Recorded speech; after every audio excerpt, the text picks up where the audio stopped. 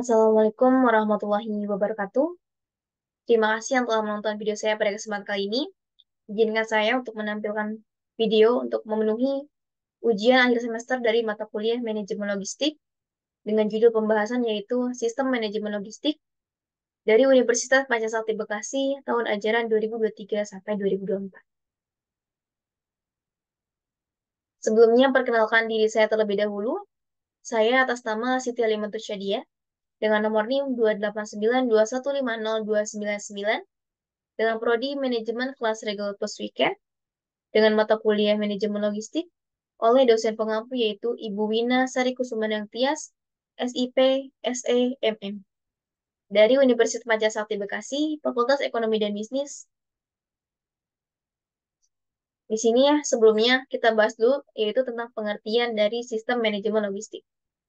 Sistem manajemen logistik merupakan segala usaha terpadu guna pencapaian tujuan logistik yang telah dibuat dan ditentukan sebelumnya. Tujuan logistik dalam sistem logistik dapat berbeda-beda. Misalnya, tujuan biaya yang serendah mungkin atau tujuan penyimpanan barang yang awet dan sebagainya. Maka perlunya merancang suatu sistem logistik yang disesuaikan dengan tujuan yang ditentukan sehingga sistem tersebut akan mampu memberikan hasil yang dikehendaki. Sistem logistik dalam suatu organisasi perusahaan sebenarnya merupakan kaitan atau hubungan dari kegiatan logistik dengan unit-unit operasi lainnya. Operasi perusahaan seperti bidang pemasaran, produksi, keuangan, dan logistik itu sendiri. Di sini ada hal yang mempengaruhi sistem manajemen logistik.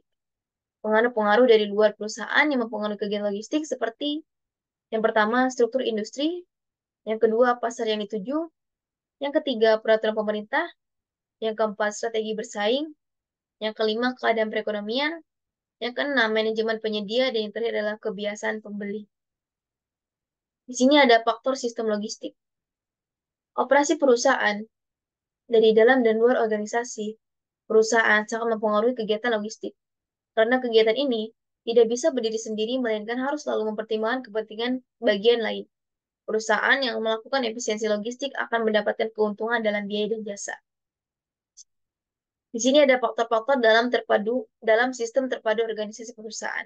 Yang pertama adalah pengumpulan, yaitu kegiatan pengumpulan sejumlah barang dari sebagian barang yang ditunjuk guna penjualan akhir ke konsumen. Yang kedua, penyimpanan kegiatan yang berkonsentrasi pada penyimpanan barang. Fungsi penyimpanan biasanya disebar di antara perusahaan dan kelompoknya. Yang ketiga, transfer suatu mekanisme transformasi dari suatu atau beberapa macam barang yang harus diubah bentuknya secara fisik guna menunjang transaksi. Yang keempat, penyebaran penempatan produk yang disesuaikan dengan jenis, klasifikasi pada tempat tertentu dan di waktu yang tepat. Yang kelima, pembiayaan anggaran keuangan yang harus dikeluarkan oleh perusahaan guna melaksanakan kegiatan logistik. Biaya logistik diusahakan seefisien mungkin. Yang keenam adalah komunikasi penyampaian ide, konsep, gagasan, informasi ke arah hasil yang diharapkan. Komunikasi terus berlangsung selama produk, barang ditransfer, disesuaikan, dan disimpan dalam menghadapi perubahan transaksi di masa mendatang.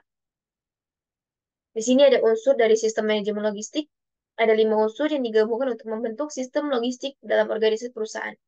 Unsur tersebut adalah yang pertama, struktur fasilitas, yang kedua, transportasi, yang ketiga, persediaan, yang keempat, komunikasi, dan yang terakhir adalah pengelolaan dan penyimpanan. Yang pertama adalah struktur dan fasilitas. Jaringan fasilitas yang dipilih merupakan suatu hal yang sangat fundamental bagi hasil akhir logistik. Yang kedua adalah transportasi. Sistem logistik memandang kegiatan transportasi dengan 4 faktor yang memegang peran yang cukup penting, yaitu biaya, kecepatan, pelayanan, dan konsistensi. Yang ketiga adalah persediaan. Secara teori dapat mengadakan jumlah persediaan yang sama dalam kurun waktu tertentu, akan tetapi bisa menerapkan jumlah persediaan yang berlainan di setiap kurun waktunya. Yang keempat, komunikasi. Harus dilakukan adalah komunikasi menyeluruh, yaitu suatu komunikasi yang berjalan di antara semua bagian perusahaan. Yang kelima, pengelolaan dan penyimpanan. Pengelolaan dan penyimpanan berhubungan dengan kebijakan jumlah persediaan secara selektif melalui jumlah persediaan serta di antara lokasi fasilitas, kegiatan transportasi, alokasi persediaan, dan jaringan komunikasi yang digunakan, maka akan menjadikan kegiatan pengelolaan dan penyimpanan merupakan suatu struktur sistem bagi arus barang. Selanjutnya adalah kinerja logistik perusahaan. Kinerja logistik harus mampu menghasilkan laba optimum bagi perusahaan melalui pelayanan yang baik kepada para pelanggan. Untuk mewujudkannya, Bauer Sox tahun 1998 menetapkan komponen ukuran kinerjanya. Berdasarkan definisi tersebut, kinerja logistik dapat diukur oleh 3 komponen penting, yaitu ukuran kapabilitas, ketersediaan, dan mutu. Sedangkan siklus kerja total adalah meliputi waktu yang biasa diukur dalam suatu hari, mulai dari penempatan pesanan atau order placement sampai dengan kiriman diterima pelanggan atau shipment placement, dan dalam distribusi fisik siklus tersebut diukur dari saat order transmittal sampai dengan customer delivery.